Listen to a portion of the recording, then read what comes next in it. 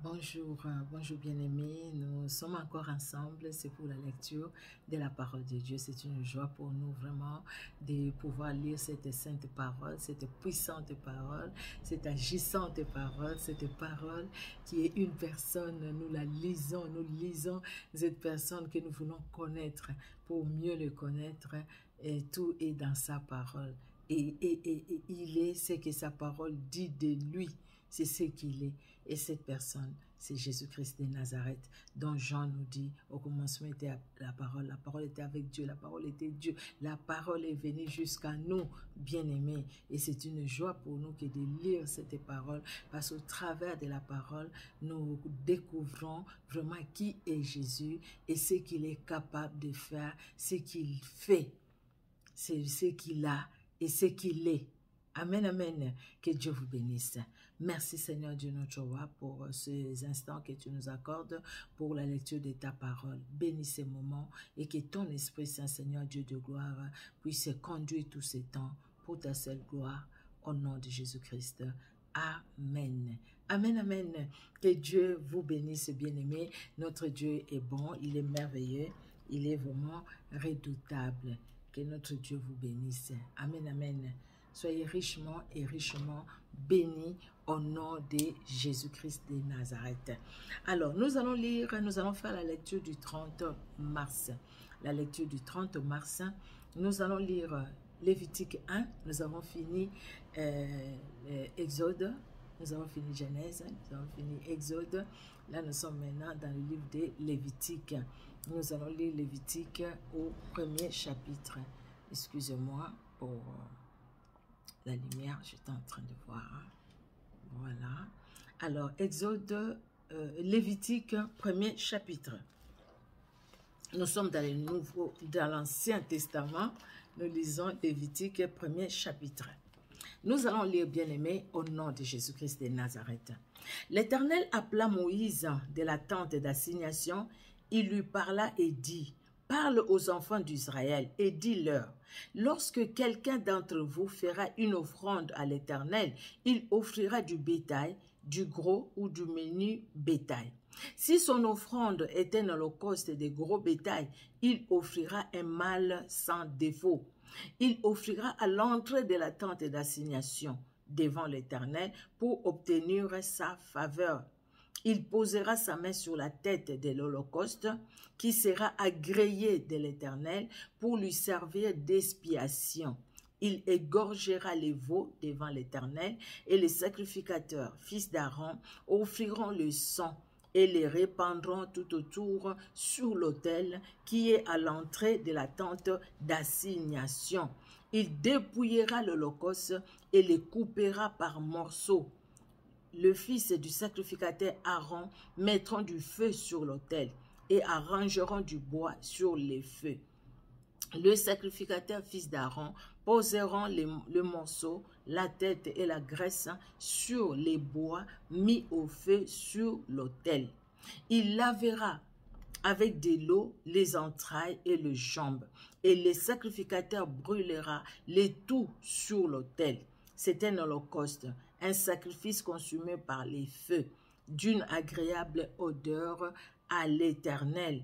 Si son offrande est un holocauste de menu bétail, d'agneau ou de chèvre, il offrira un mâle sans défaut. Il l'égorgera au côté septentrional de l'autel devant l'Éternel, et les sacrificateurs fils d'Aaron en répandront les sangs sur l'autel tout autour. Il les coupera par morceaux et le sacrificateur les posera avec la tête et la graisse sur le bois mis au feu sur l'autel. Il lavera avec de l'eau les entrailles et les jambes, et le sacrificateur sacrifiera les tout et les brûlera sur l'autel. C'est un holocauste, un sacrifice consumé par les feux, d'une agréable odeur à l'Éternel. Si son offrande à l'Éternel est un holocauste d'oiseaux, il offrira de tourterelles ou de jeunes pigeons.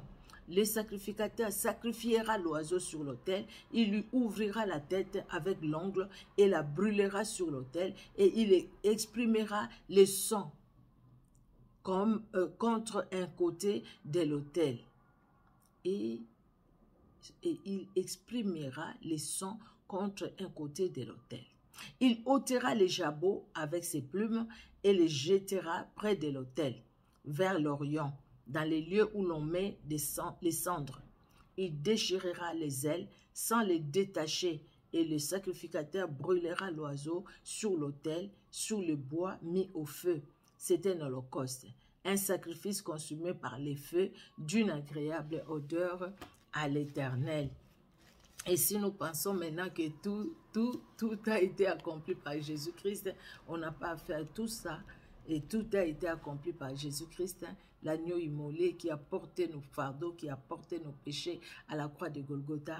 Alors nous disons vraiment, Seigneur, tu es bon et tu es redoutable.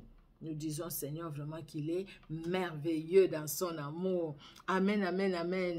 Que Dieu soit loué, bien-aimé, que Dieu soit honoré. Alors, nous allons lire Jean chapitre 20. Dans le Nouveau Testament, Jean chapitre 20. Nous lisons, bien-aimés, au nom puissant de Jésus-Christ de Nazareth. Jean chapitre 20. Les premiers jours de la semaine, Marie de Magdala s'est rendue au sépulcre dès le matin, comme il faisait encore obscur, et elle vit que la pierre était ôtée du sépulcre. Elle courut vers Simon-Pierre et vers l'autre disciple que Jésus aimait. Elle leur dit, ils ont enlevé du sépulcre le Seigneur et nous savons où ils l'ont mis. Pierre et l'autre disciple sortirent et allèrent au sépulcre. Ils couraient tous deux ensemble, mais l'autre disciple courut plus vite que Pierre et arriva le premier au sépulcre. S'étant baissé, il vit les bandes qui étaient à terre. Cependant, il n'entra pas. Simon-Pierre qui les suivait arriva et entra dans le sépulcre, et il vit les bandes qui étaient à terre. Et les linges qu'on avait mis sur la tête de Jésus, non pas avec les bandes, mais pliés dans un lieu à part. Alors l'autre disciple qui était arrivé le premier au sépulcre entra aussi, et il vit et il crut, car il ne comprenait pas encore que selon l'Écriture, Jésus devait ressusciter des morts. Et les disciples s'en retournèrent chez eux. Cependant, Marie se tenait dehors, près du sépulcre, et pleurait. Comme elle pleurait, elle se baissa pour regarder dans le sépulcre. Et elle vit deux anges vêtus de blanc, assis à la place où avaient été couchés les corps de Jésus, l'un à la tête, l'autre aux pieds. Et ils lui dirent, « Femme, pourquoi pleures-tu » Elle leur répondit, « Parce qu'ils ont enlevé mon Seigneur et je ne sais où ils l'ont mis. » En disant cela, elle se retourna, elle vit Jésus debout, mais elle ne savait pas que c'était Jésus. Jésus lui dit, « Femme, pourquoi pleures-tu? Qui cherches-tu » Elle pensait que c'était le jardinier. Le jardinier lui dit, « Seigneur, si c'est toi qui l'as emporté, dis-moi où tu l'as mis et je le prendrai. » Jésus lui dit, « Marie. » Elle se retourna et lui dit en hébreu, « Rabouni », c'est-à-dire « Maître ». Quelle joie!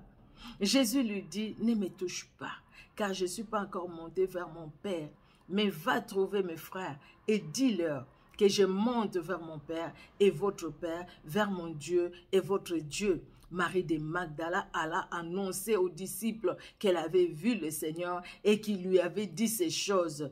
Les soirs de ces jours, qui étaient les premiers de la semaine, les portes du lieu où se trouvaient les disciples étaient fermées à cause de la crainte qu'ils avaient des Juifs.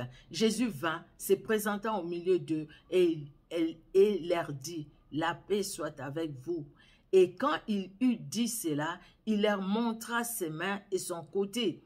Les disciples furent dans la joie en voyant le Seigneur. Jésus leur dit de nouveau, « La paix soit avec vous. Comme le Père m'a envoyé, moi aussi je vous envoie. » Après ces paroles, il souffla sur eux et leur dit, « Recevez le Saint-Esprit. Ceux à qui vous pardonnerez les péchés, ils leur seront pardonnés. Et ceux à qui vous les retiendrez, ils leur seront retenus. » Thomas, appelé Didyme, l'un des 12, n'était pas avec eux lorsque Jésus vint. Les autres disciples lui dirent donc, nous avons vu le Seigneur. Mais il leur dit, si je ne vois dans ses mains la marque des clous, et si je ne mets mon doigt dans la marque des clous, et si je ne mets ma main dans son côté, je ne croirai point. 8 jours après, les disciples de Jésus étaient de nouveau dans la maison. Et Thomas s'est trouvé avec eux. Jésus vint, les portes étant fermées, se présenta au milieu d'eux et dit, « La paix soit avec vous. » Puis il dit à Thomas, « Avance ici ton doigt et regarde mes mains. Avance aussi ta main et mets-la dans mon côté. Et ne sois pas incrédule, mais crois. » Thomas lui répondit, « Mon Seigneur et mon Dieu. » Jésus lui dit, « Parce que tu m'as vu, tu as cru. Heureux ceux qui n'ont pas vu et qui ont cru. » Jésus a fait encore en présence de ses disciples beaucoup d'autres miracles qui ne sont pas écrits dans ces livres. Mais ces choses ont été écrites afin que vous croyiez que Jésus est le Christ, le Fils de Dieu, et qu'en croyant, vous ayez la vie en son nom. Alléluia! La vie ne se trouve qu'en Jésus-Christ et Jésus-Christ seul. La vie ne se trouve pas dans un prophète quelconque. La vie ne se trouve pas dans quelqu'un qui est né quelque part, d'un père et d'une mère. La vie se trouve en Jésus-Christ qui est né par la puissance du Saint-Esprit, tout simplement parce qu'il voulait te sauver, me sauver. Il voulait nous sauver. C'est pourquoi il pouvait descendre directement du ciel. Mais il a préféré que ça soit ainsi. Et ça s'est passé ainsi. Il n'avait pas besoin de la sémence de l'homme ou de la femme pour qu'il soit formé, mais juste la parole, parce qu'il est la parole. Alléluia, alléluia. Marie de Magdala, cette femme, la première personne qui annonce que Jésus-Christ est ressuscité, c'est elle. J'ai donné un enseignement sur Marie de Magdala, une exhortation ou une prédication, c'était une prédication plutôt, sur Marie de Magdala, une femme vertueuse, une femme qui évangélise, une femme qui persévère, une femme qui cherche, et une femme qui trouve. Elle a cherché et elle a trouvé Jésus. Quelle joie! C'est à elle que Jésus-Christ va envoyer d'aller dire à ses frères, aux disciples, même Jean et Pierre, ils sont venus, ils ont vu les choses, ils sont repartis. Mais pour elle, ce n'était pas ça. Voilà, vous pouvez suivre la vidéo si vous voulez, que nous avons fait sur Marie de Magdala. Voilà, par la grâce de Dieu. Que Dieu soit glorifié. Notre Dieu est vraiment bon, il est vraiment redoutable, c'est vraiment une joie. Quand on lit de telles paroles, nous disons Seigneur, waouh, que Dieu est merveilleux, alléluia. Nous allons lire le psaume 71. Le psaume 71, nous lisons au nom de Jésus. Éternel, je cherche en toi mon refuge, que jamais je ne sois confondu. Dans ta justice, sauve-moi et délivre-moi. Incline vers moi ton oreille et secours-moi. Sois pour moi un rocher qui me serve d'asile, où je puisse toujours me retirer. Tu as résolu de me sauver, car tu es mon rocher et ma forteresse. Mon Dieu, délivre-moi de la main du méchant, de la main de l'homme inique et violent, car tu es mon esprit. Nous continuons, bien-aimés, la lecture de la parole de Dieu. Nous sommes dans le psaume 71 et nous allons lire le verset 4. Nous allons relire le verset 4. Mon Dieu, délivre-moi de la main du méchant, de la main de l'homme inique et violent, car tu es mon espérance. Seigneur éternel, en toi je me confie dès ma jeunesse. Dès le ventre de ma mère, je m'appuie sur toi. C'est toi qui m'as fait sortir du sein maternel. Tu es sans cesse l'objet de mes louanges. Je suis pour plusieurs comme un prodige, et toi, tu es mon puissant refuge. Que ma bouche soit remplie de tes louanges, que chaque jour elle te glorifie. Ne me rejette pas au temps de la vieillesse, quand mes forces s'en vont, ne m'abandonne pas. Car mes ennemis parlent de moi, et ceux qui guettent ma vie se consultent entre eux, disant, Dieu l'abandonne. poursuivez, saisissez-le, et il n'y a personne pour les délivrer. Ô Dieu, ne t'éloigne pas de moi, mon Dieu, viens en aide à mon secours.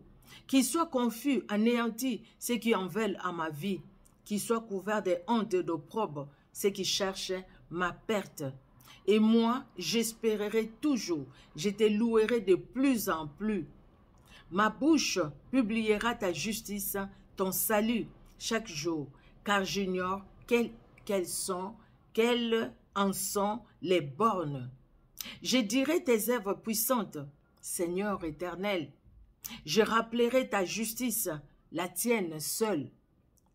Ô Dieu, tu m'as instruit dès ma jeunesse, et jusqu'à présent, j'annonce tes merveilles. Ne m'abandonne pas, ô Dieu, même dans la blanche vieillesse, afin que j'annonce ta force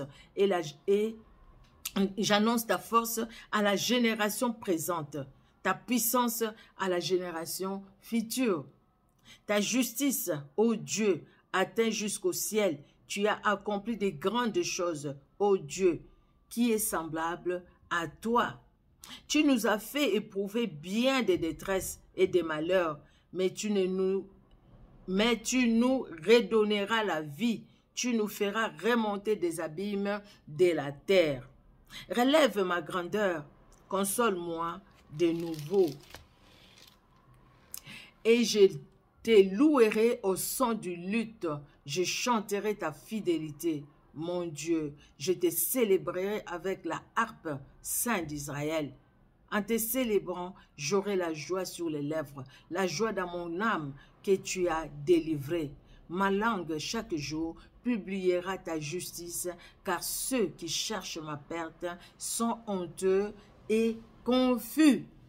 Parce que Jésus-Christ, tu es là. Amen, amen. Les proverbes, le livre de Proverbes, Proverbes 12, de 5 à 7. Nous lisons Proverbes chapitre 12, 5 à 7. Les pensées des justes ne sont qu'équité. Les desseins des méchants ne sont que fraude. Les paroles des méchants sont des embûches pour verser les sangs, mais la bouche des hommes droits est une délivrance. Renversés, les méchants ne sont plus, et la maison du juste reste debout. Alléluia. Renversés, les méchants ne se relèvent pas. Renversés, les méchants sont finis, anéantis. Renversés, même les maisons des méchants sont renversées, détruites. Alléluia. Renversés, les méchants ne sont plus, n'existent plus. De nos yeux, nous allons voir la gloire de Jésus-Christ. Mais la maison du juste reste debout, parce que le juste est justifié par le sang de l'agneau, le sang de Jésus-Christ, et le juste croit en Jésus-Christ et Jésus-Christ seul. Que le Dieu de gloire, le puissant de Jacob, le saint d'Israël, bénisse nos cœurs qui écoutent sa parole, bénisse nos vies. Alléluia. Que Dieu vous bénisse, bien-aimés. Soyez richement bénis. Merci Seigneur Jésus, merci pour ta bonté, merci Seigneur pour ta parole, Seigneur qui nous fait du bien. David dans la détresse, tu ne l'as pas abandonné, tu ne l'as pas délaissé. Jésus, de même, tu nous promets aussi, Seigneur, jamais tu nous délaisseras, jamais tu ne nous abandonneras. Tu es, Seigneur Dieu de gloire pour nous. Éternel, tu as tout porté pour nous libérer. Tu as tout porté, Seigneur, afin que nous n'allons pas à offrir des gros bétails, des mini bétails, des oiseaux. Et oh Jésus, tu as tout, oh Jésus, tu as tout accompli, Seigneur. Tu as tout accompli à la croix de Golgotha. Aujourd'hui, Seigneur, nous te prions, nous t'appelons, Seigneur Dieu de gloire, au secours. Tu es là pour nous secourir. Nous te prions de nous pardonner et tu nous pardonnes. Nous te prions de nous laver et tu nous laves. Oh Seigneur Dieu de gloire, merci pour l'œuvre de Golgotha. Merci Seigneur pour le tout accompli à la croix. Que l'honneur et la gloire montent à toi dans le nom puissant de Jésus-Christ de Nazareth, que nous avons ainsi prié. Amen. Amen, amen. Que Dieu vous bénisse, bien-aimés. On se donne rendez-vous demain pour la prochaine lecture de la parole de Dieu. Soyez bénis. Au revoir.